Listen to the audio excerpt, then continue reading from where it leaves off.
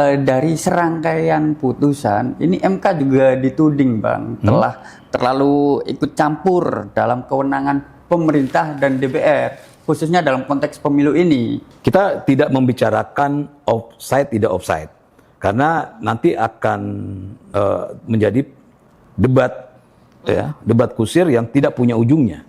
Oke. Yang pasti, ya, sesalah apapun putusan MK itu wajib dipatuhi, wajib dilaksanakan, ya. Tapi DPR dan pemerintah misalnya melihat, wah, MK, penilaian pemerintahan DPR ini, MK ini udah nyebrang nih, ya, sudah di luar dari kewenangannya.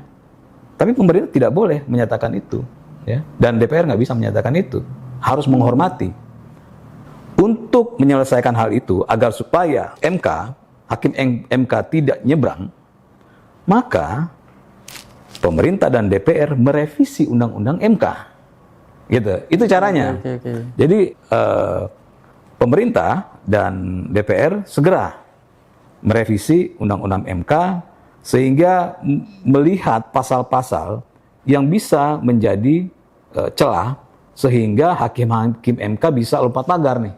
Nah, itu ditutup, itu direvisi.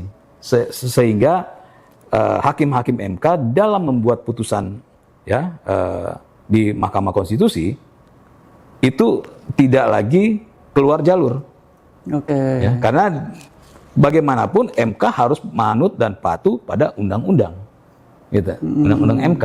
Jadi jangan kita berpolemik, wah, MK begini, MK begitu, tidak. Makanya saya bilang pemerintah iyain, ya, mengamini, karena harus patuh, ya.